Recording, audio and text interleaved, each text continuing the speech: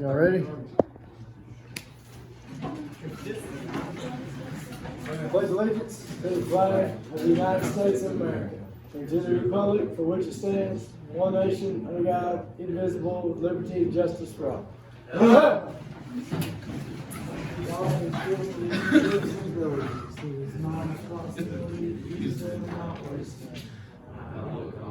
Is a choice, not a reaction. I make my own better place for myself and those around me. I'll do my best not to make a comment out of ignorance. And like the berry of my life is the Alice in October and the Decatur in the spring. The world is not a satellite of myself. I'll be part of the solution, not part of the problem. Just as somebody loves me a tree, doesn't make me wood. I will do my best because I expect your best. I'll be defending the things that don't concern you. There's a chance when I get making today. All right, start out with what is going on in Washington this week? Judges. The Senate Judiciary Committee is having their confirmation hearings on the Barrett. Yeah. She was picked by President Trump to be on the Supreme Court. She was picked 3 or 4 years ago to be on one of the U.S. Court of Appeals. So she's already been through this process one time. I think she got voted in 96-3. So the question is not, can she do this? Right? She's already been approved 96-3 to be a U.S.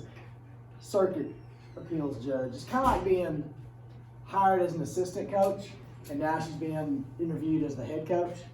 There's just a few more little things that probably need to look at. We're going to talk about that this week. There's a question of packing the court. Have y'all heard that the last couple of weeks? Anybody not heard that? And I don't like putting names out there. So something good.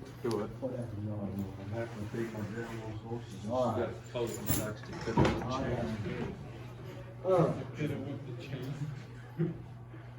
All right, y'all remember in U.S. history, FDR wanted to pack the court. What happened there? Y'all had last year. Full credit, we didn't learn nothing. Oh, you didn't do packing the court? You guys didn't work. Packing the court. FDR packing the court. What did that mean? What court are they talking about packing? Supreme Court. So what was FDR trying to do? His people. Extra people. He wanted to, there's 9 justices. He wanted to put 16 on there.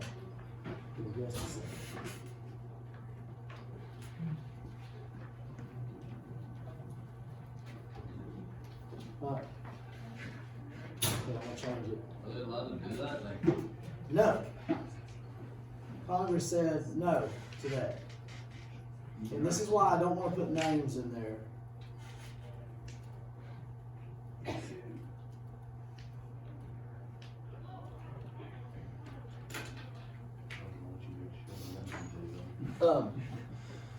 Why? This is why you need to know history. This is why you need to understand history. The Democratic Congress said no to FDR packing. Why did he want to pack the court? Why did he want to put extra people on there? What happened to his first New Deal?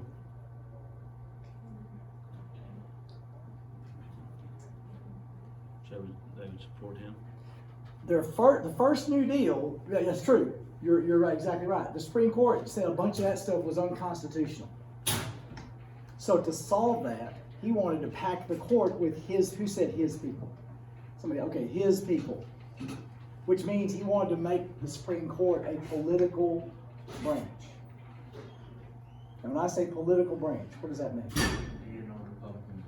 Make it, the courts and the judges do not need to be political. And this Barrett lady, the problem they have with her is she is Catholic and she has personal beliefs about abortion and things. And she even said yesterday, of course she didn't say anything, she said you really have to be careful with your personal beliefs when you're talking about the law. Yeah, you have some, but you got to kind of leave some of that outside and just look at the law in and of itself. You can't just go in there with your own thing and try to make something happen. There's been a lot of talk, I don't know where this started, about packing the court with, like if Biden gets to be president, he's been asked several times, are you gonna pack the court? There's been all these rumors about packing the court, adding people to the Supreme Court. And he hasn't said no. He hasn't said yes.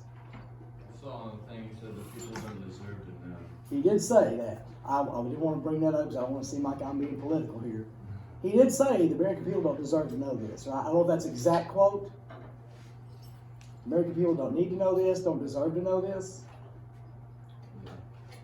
I kind of have a problem. I don't care who says that. I have a problem with that. We do need to know that. Do you get what I mean when I say politicizing it? If Biden is able to put all these extra people, whoever, Trump, Biden, is able to put all these extra people, his people, then it turns the Supreme Court into a political group. Does that make sense? And that's not what it's for. That's not what it has been. Trump doesn't need to put his people in there. A president, if they need to replace a Supreme Court member, they get to do it when they're president and just, hit and miss and sporadically put in there. So it's a blend of everything. Not, boom, this is my people, so I can do whatever I want. That's not good. Republican, Democrat, Trump, Biden, that's not a good idea. It's not something you can look at and say, oh, well, yeah, Trump's there, he can do that. Well, then it's okay for Biden to do it. Does that make sense? That's the one group of our government that is not political. And I've told you they're the most mature, responsible group we have in government, which is not saying much. But they are the most level-headed of anybody in Washington, D.C., and I really feel like we need to keep it that way. So, when you don't talk about PAC, what's that? The Doug Collins guy going to, he's introducing a resolution to remove Nancy Pelosi. Yeah. Unless I don't want to remove people because I don't like them.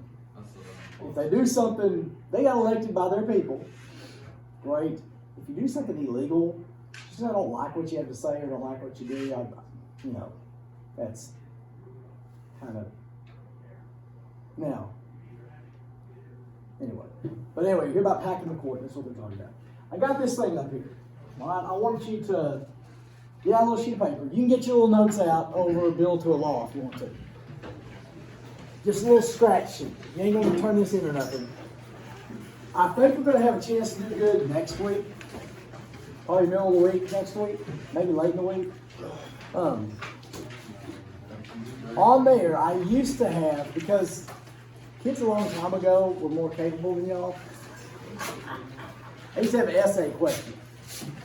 The essay question was, explain to me how a bill becomes a law. And any of your parents in here, everybody's parents in here in my class? It's getting away almost every class I have had parents that was in my class. So if your parents was in here, or any of your friends' parents was in here, they wrote an essay on how a bill becomes a law. And if I said that to y'all, yeah, that's right, Lynn Elsie's mom was here. She had to write an essay. And if I tell y'all to write an essay, oh my God, you start freaking out, crying. I can't. Yeah, you can. You can. What I have you do now is put it in order. I put all the steps, and then I have you, it's like a match, and you put them in order. So that's what we're going to practice. We'll do this a couple times for a chance to do good. Where does our bill start? In the house. So, and I have so many people that don't pay attention to this when they do it for real. You're going to go through the house first before you do any Senate stuff. So we're going to go through the house first. All right? House, house, house, house, house, house. How's that the house? Speaker. So those are the ones you're going to do first. All right, look at those little notes. Just want you to put them in order real quick by letter. You have to write the thing out. Just put it by letter. I know it's kind of hard when you can't scratch it out. Go through the House, then we'll go through the Senate. There's like 3 of them after that. So just put these in order real quick, and we'll go over it here in a second. Where are you going to stay? At first? In the House. Then go to the Senate.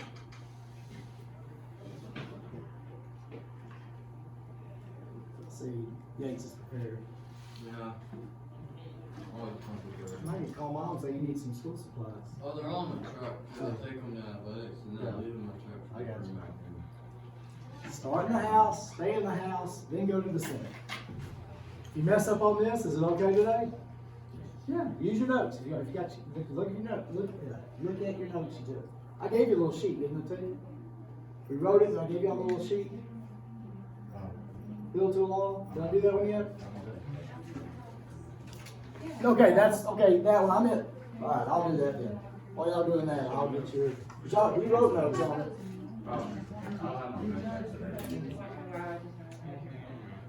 What you did?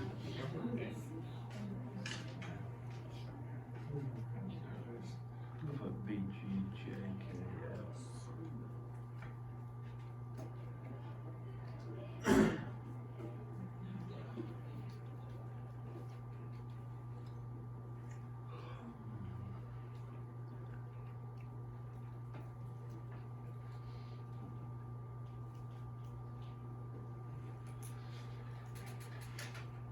Wait, do we keep going after we get done with the houses? Yeah, I'll send it. Okay, put them all in order. I'll go get the little thing for you. Use your written notes. If you want to. I'll use the thing this. I really can't do this because I get myself. Okay, I gotta mark mine out. I can't mark mine.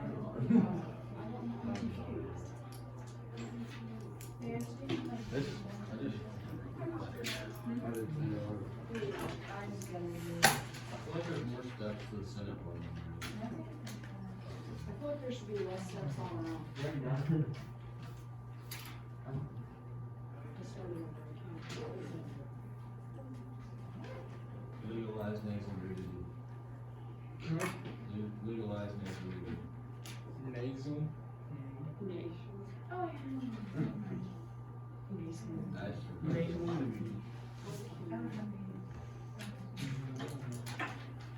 I think there's 3 Yeah, it goes from the house to the Senate and then back to the house.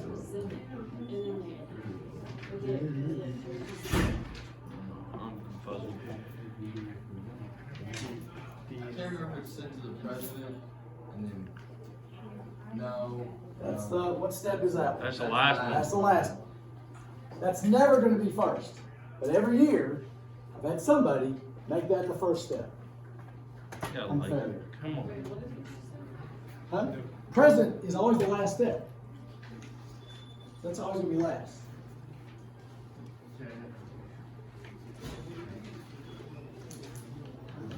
And before little Christy and Mickey get married, something had to be done. And that's always first.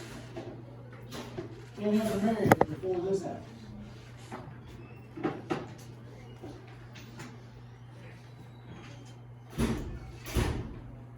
About 2 minutes and then I'll go over it. We'll do this a couple more times before.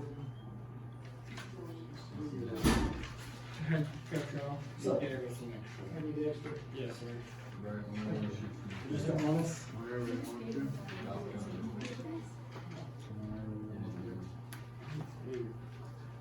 Alright, so what's the first one? The bill has to be proposed. It has to start before you do anything else. So it gets proposed.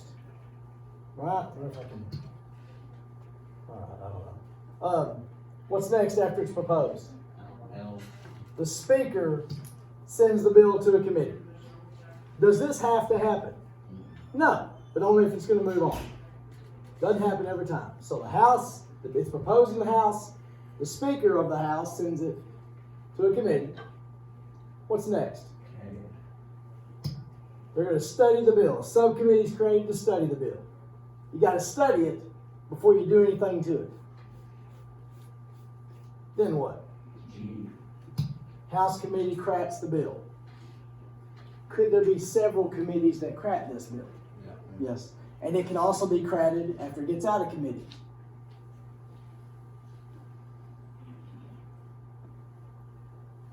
If it gets cratted a bunch of times, what has to happen before it's voted on? Gotta seen by everybody. Everybody's gotta see it before it moves on. What's next? Yes, House Rules Committee is gonna decide what to do with it. They're gonna put it on the calendar, put it on there fast, put it on there late, not even put it on there. They decide when it gets voted on. Then what? House votes on the bill. Is that all the House stuff? Okay. Now we gotta go present it in the Senate. Does this have all the steps for the Senate on it? No. What's next? See, House leadership sends a bill. Why didn't I say speaker? That's not in the Senate. The Senate leadership's gonna send it to a committee. Then what's next? On this list. Senate votes on it. I didn't put any more steps for the Senate. I'll tell you this, on the chance to do good, I might skip steps in the House and add it to the Senate. Okay? Now what we gotta do? We have a House bill and a Senate bill. yeah, compromise. We gotta make a compromise bill. Then what happens? No, everybody's gotta see it before it moves on. It has to go back to both houses. Right here. That bill has to be sent to both houses because not everybody's seen it. Now, do the letters matter? The letters aren't the answer. What's the answers? These little statements. Guess what? It's not gonna be the same letters. Right? What? Just one. I know, no shocking. I know. I just want you to. Then it goes back to both houses. Then what? President. Bill sent to the president. Yeah, all those pictures you took, those, You can take pictures all you want. Just a bunch of letters. So we'll go over this a couple more times. Does that make sense? Where are you going to do first? House. The House. Then we're going to the Senate. President's last. And we can't get married till you get proposed. I guess you could, but that wouldn't make a lot of sense. Where are you going to do? Oh, we're going to a preacher. Oh, okay. I do? What? Where are we at? So everybody got their little sheet, right? Okay, let's do this. Did you draw that? I did. I had to copy. I can copy stuff. I just can't come up with stuff myself. On the two.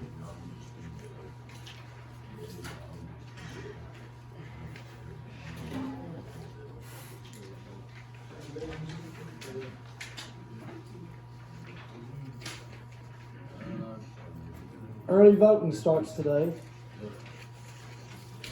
I don't know for a fact. I think not every precinct is open. So like if you live, and I don't know where all the lines are. If you live in town, you vote at the Methodist Church here on election day. It ain't open today. I think the only place Is like American Airlines or something. I know that's in American- Dallas, Dallas County. There's gonna be more places there. I think the Bridgeport Lions Club, and maybe somewhere in Decatur, because we don't have a lot of population. I think that's yes. Yes, but you have to vote. You're limited in voting where you are supposed to vote. So like whatever precinct you live in, I know Cottondale's got one, I know Paradise has one. There's several around the county, but those aren't all open. I'm pretty sure the Lions Club one and something in Decatur is probably open if you want to go vote early. We just need one day, 12 hours. That's, If you well, wanna vote, you go. that's how because there's a lot of crap that can happen. More crap can happen. I do understand, because there's times where I might not be able to get to. If election day, if it was Thursday, I wouldn't be able to get there. Because I drive a bus. Lunchtime, the line's probably too long for me before I get to work. and I'd be painting the field in the afternoon during my conference period, and after school I'd have a game. So there are places, there are some times where people can't vote on election day. I get that. You do it. Everybody has it off. Yeah. And that day, that's what you do. No matter what happens, there's good and bad. Early voting does make it where more people can vote. It does make it where more crap can happen. One election day, less crap can happen, but less people can vote. So it's, Well, you wouldn't have dead people voting, so. we have had dead people voting before early voting. That has happened. But I think there's more dead people that can vote if there's like a month-long period where we can vote as opposed to one day. It's tougher for dead people to get there in one day. Yeah. Give them 2 weeks, 3 weeks, they can get there. Wait, how does a dead person vote? You can, just like people can scam Social Security or welfare, they can scam the vote. They can apply and register to vote under people's names and then go vote for them, and it's happened for as long, when cavemen were going to draw on caves, it was happening then. Yeah. How long have they voted? Okay. Number one. How many people are in Congress? There is a couple ways to do this. Let's look at how many reps there are. Or voters. There you go. Reps. How many senators are there? That's easy. There's 100. 2 per state. Wow, if you add another state or two, that'll get more difficult. I'll probably miss that question. How many reps are there? 435. That's how many we'll have the rest of my, we've had that many for, So there's that Generally. many people stuffed inside of that. what's that? There's that many people stuffed inside that building. Yes, and All arguing. yeah. How do they get anything done? Usually they don't. As we've seen this year, they usually don't do anything. So how many people are in Congress? 535. 535 people. Don't think you're gonna like this. I'm assuming you're gonna like this.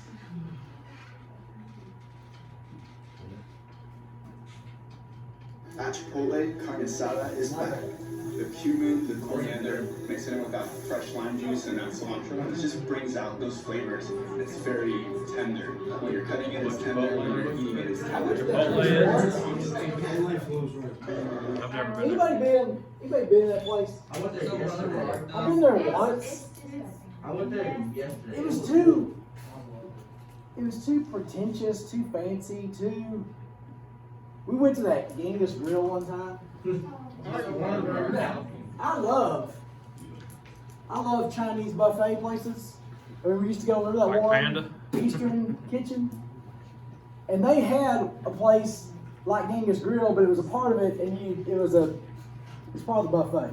We went to Genghis Grill once, and we stood in line, and you had to tell the guy here, make this, do this, and I hated it. I just want to go up and do what I want to do, to get what I want to get, instead of feeling, anyway, I'm weird. All right, so listen to this one. Is that it? What? No, you just skip it. They just stick it in the, How do you go back? you just get 2 videos. Try to use. That's what I get for doing this. Turn into a toad. At Chipotle, carne asada is back. The cumin, the coriander, mix it in with that fresh lime juice and that cilantro. It just brings out Technology those in the wrong flavors. people's hands It's is very dangerous. tender. When you're cutting it, it's tender. When you're eating it, it's tender. It's not beef steak.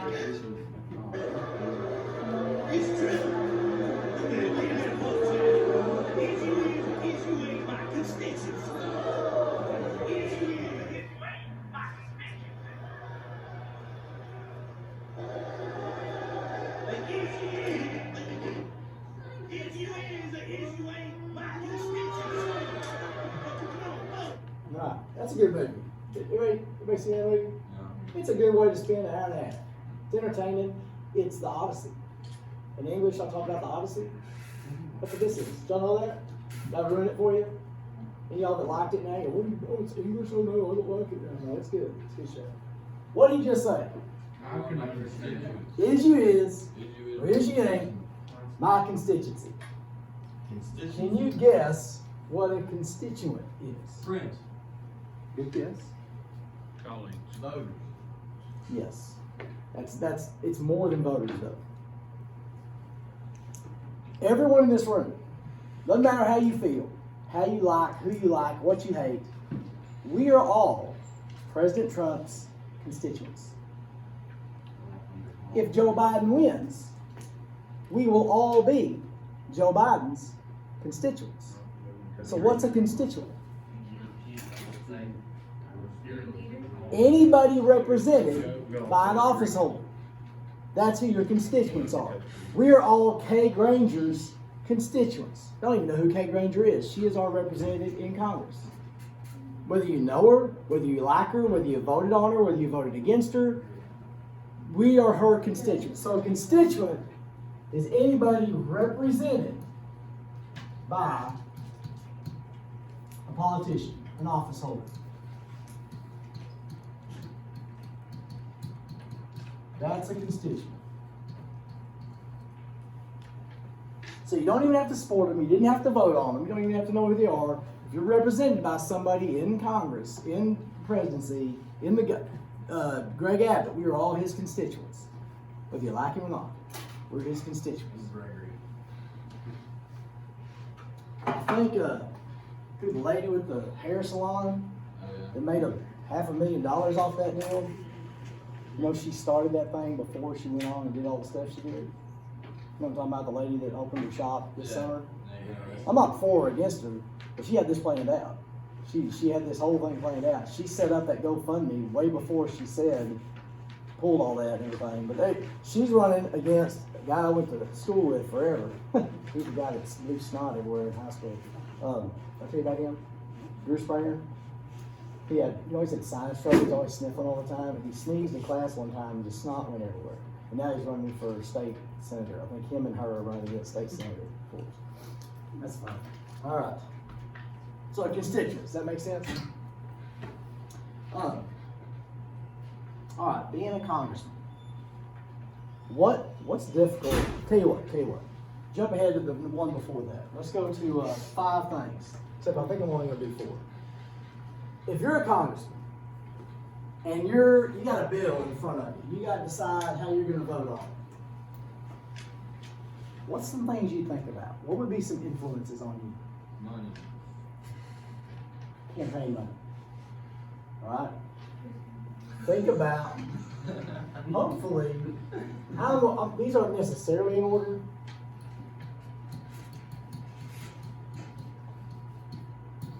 Your constituents. What do I mean by that? You're going to think about, okay, these people that I'm representing, how are they going to feel about this? And you're even going to see some faces. Because you don't know everybody in your district. But you know a lot of people in your district, and you're going to see their faces, and you're going to know how this bill is going to affect them. So is that going to be on your mind as you're voting on this bill? Yes. How this affects your constituents. What else is going to be?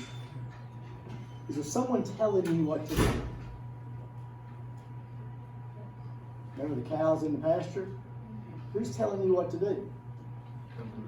Your party is telling you what to do. You're feeling pressure from your party. Peer pressure.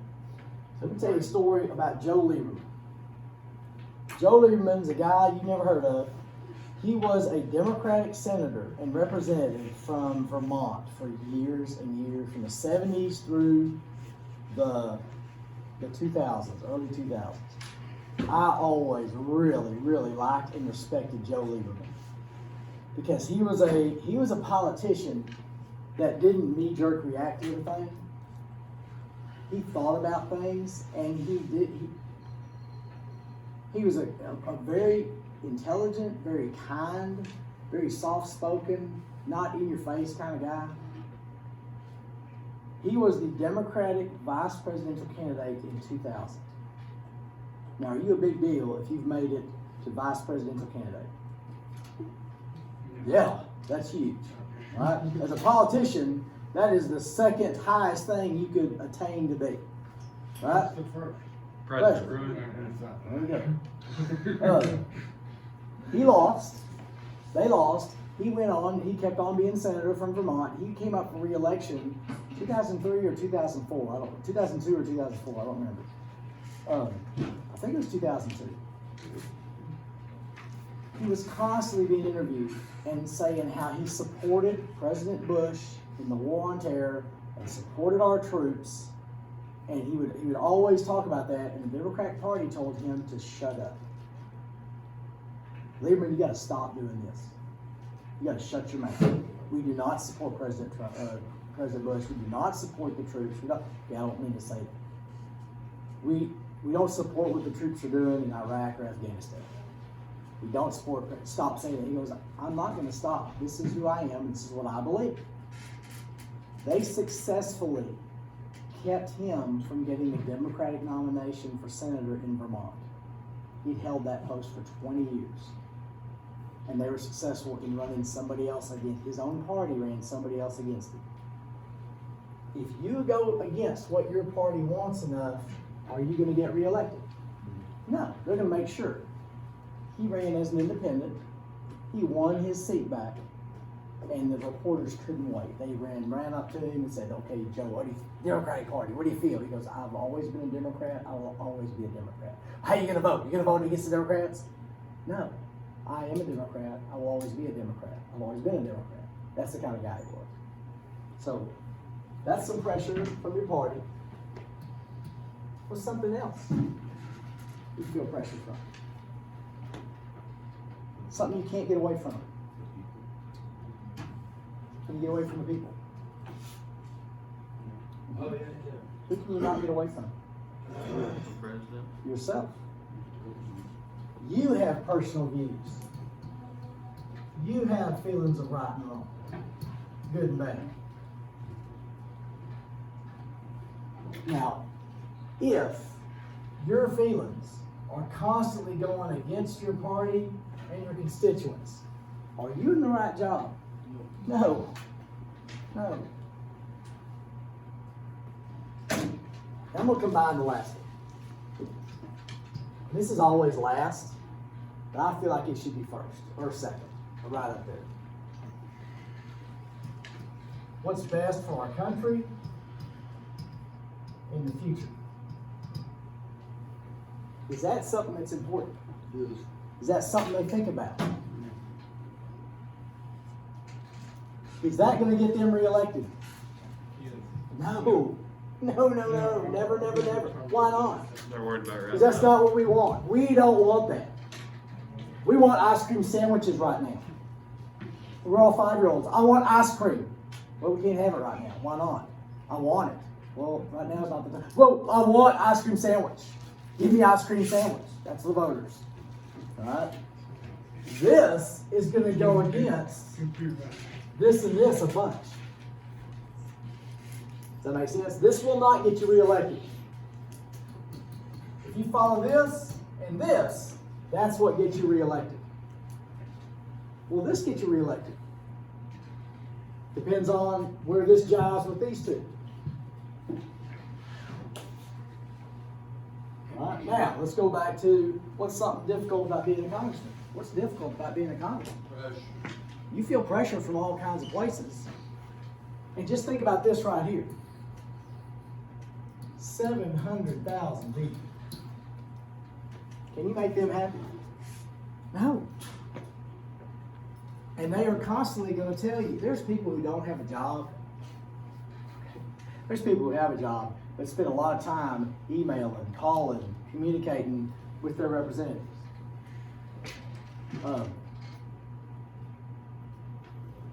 In the past, we wrote letters to our representatives, and we got responses back. We might do that. Y'all want to do that this year? Just see what they, we might do that. I always have people write letters instead of emails. Why? Good. That's real. Good. If somebody takes the time to write a letter, that's way more powerful than somebody sends an email or calls. You know, getting a letter, if the person takes the time to write a letter, they're also gonna take the time to pay attention to stuff and to vote. You send an email, you may or may not vote, you may or may not pay attention. But representing those 700,000 people, you really can't do that. And you're constantly gonna be told what an idiot you are and how dumb you are, and I hate you, I hate your family, and even worse, because people today are, humans always been idiots. Today, people are way bigger, humongous idiots than they ever have been.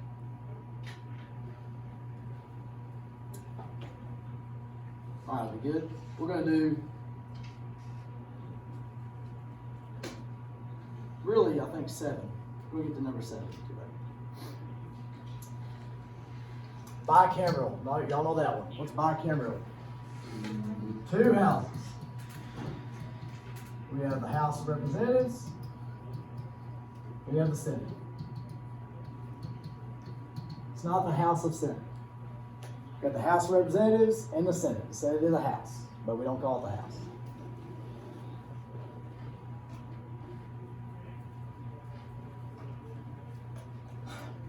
Number 6 is tedious. There's a bunch of little parts to it. It's not difficult, but at first it's difficult. Reapportionment.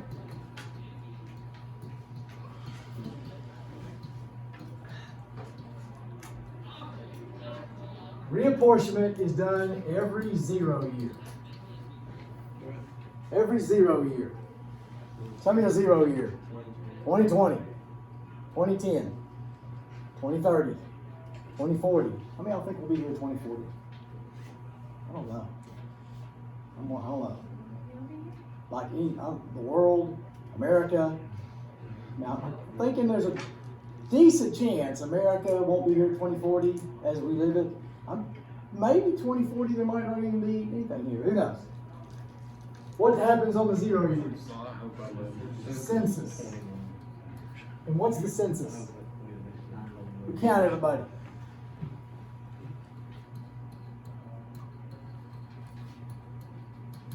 We count the population of the country, of states, of cities, counties, all that. Now underline a word here. What word is that? Portion. Reapportionment is figuring out how many reps each state is going to get.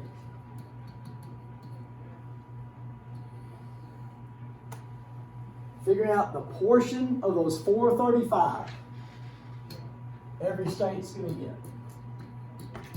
We know how many reps are. Reapportionment's figuring out how many Texas gets, how many Wyoming gets, and what's that all depend on? The country's population and the state population. So we have to have the population first. Population of the country, which I'm going to say is probably somewhere around 330 million. Yeah. 435 reps. How do we figure out? First thing we got to figure out how many people each rep will represent. Everybody good? How do we do that? Divide it. And whatever answer we come up with, that's going to be somewhere around 750,000 people, give or take. So that's the first step. Figure out how many reps or how many people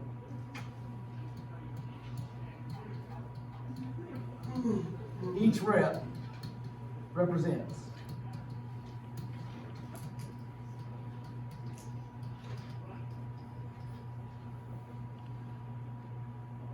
Then what do we do?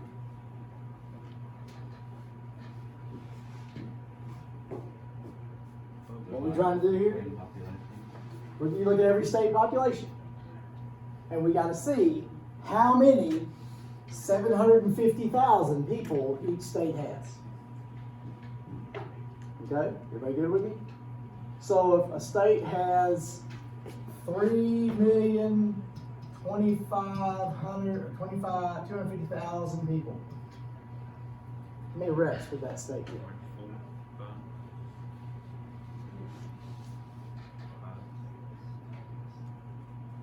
Let's see.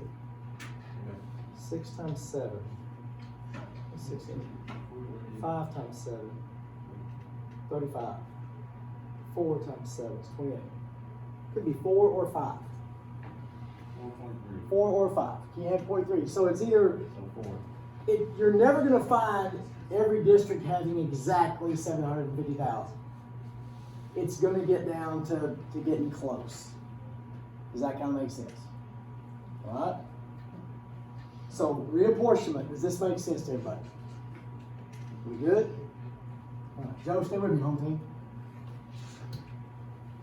I can do some juggling if you need to. Also, I can teach you Jerry Jones one time from over two. Knock him out to the stage in the world. Anyway, after reapportionment, you can put this somewhere. Maybe on the side somewhere.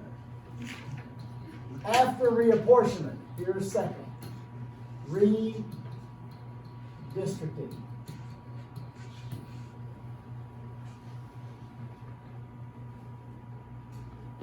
After we figure out Texas needs 35, 36 reps, whatever, we have to draw new district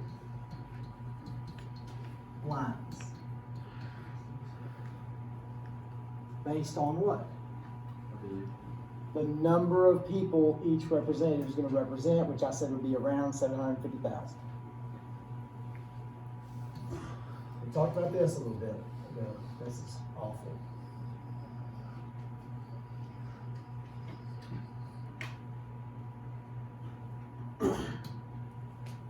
We have to draw these lines to where they're close to 750,000. So Dallas-Fort Worth would have several little districts in here. As you get out west, what's going to happen? It'll be bigger.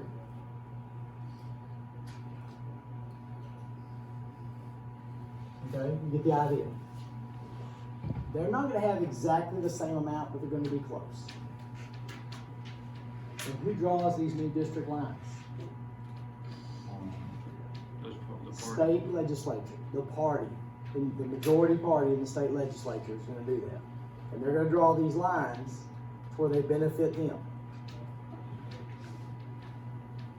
So this always has to happen after reapportionment, because you have to have the numbers. Does that make sense? Just make sure you know that.